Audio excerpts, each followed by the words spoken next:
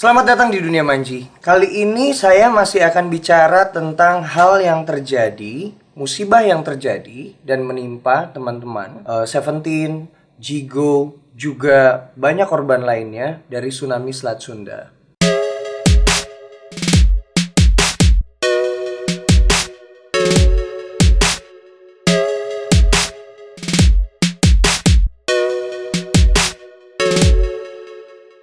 Jadi teman-teman, saya merasa sebagai pekerja seni kita memiliki risiko pekerjaan yang tinggi. Bukan cuma pekerja seni sebenarnya, ini untuk banyak hal juga. Ini menyangkut bukan cuma pekerja seni saja, tapi sebagai musisi saya bicara dari sudut pandang seorang musisi dan pekerja seni ya. Saya merasa dalam klausul di dalam kontrak kerja itu tidak ada asuransi jika terjadi sesuatu hal yang tidak diinginkan. Artinya, seorang pekerja seni harus mempunyai asuransi sendiri walaupun ada sebuah musibah yang terjadi ketika panggungan atau acara sedang berlangsung. Lalu sebenarnya ada nggak sih batas aman bila sebuah acara dilakukan di sebuah tempat seperti pantai, gunung, dan lain-lain?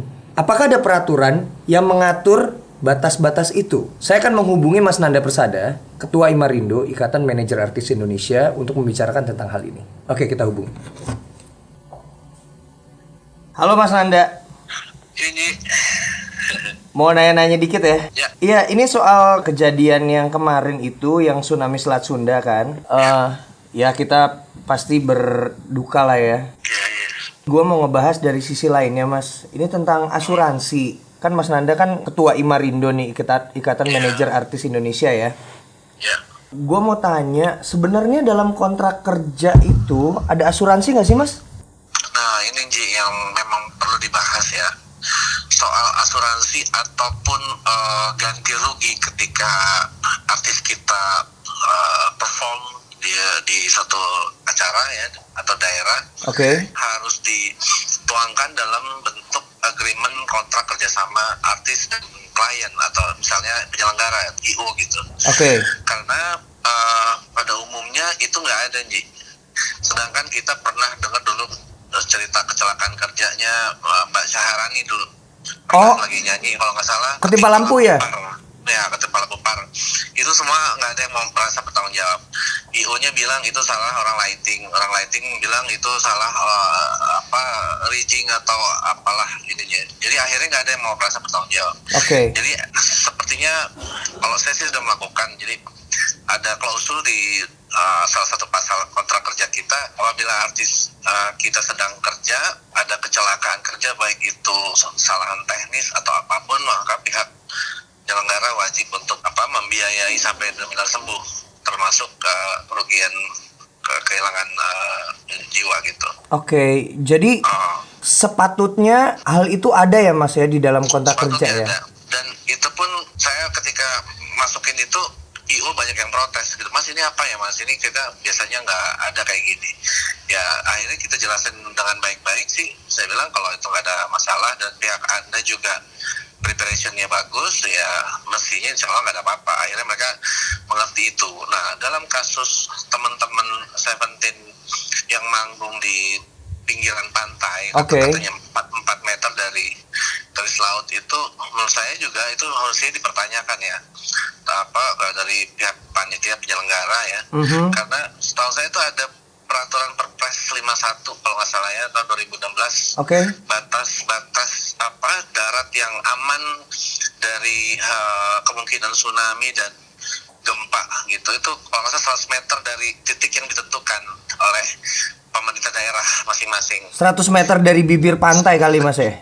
Mungkin itu jadi itu ada di Perpres gitu. Jadi artinya ada tanggung jawab untuk lokasi acara aja nggak boleh terlalu dekat dengan permukaan air laut gitu, yang rawan. Atau sebelumnya biasa BMKG melakukan himbauan tuh kalau ada potensi laut pasang atau gempa atau tsunami apapun itu biasanya ada. Nah kalau peringatan itu ada dan pihak penyelenggara tetap melaksanakan, itu berarti ada yang harus bertanggung jawab situ menurut saya. Berarti penyelenggara harusnya ya Mas ya? Penyelenggara itu harus bertanggung jawab. Pesan Mas Nanda untuk permasalahan ini gimana Mas? Sebagai Ketua Imarindo dan juga Mas Nanda kan cukup mengerti hukum ya?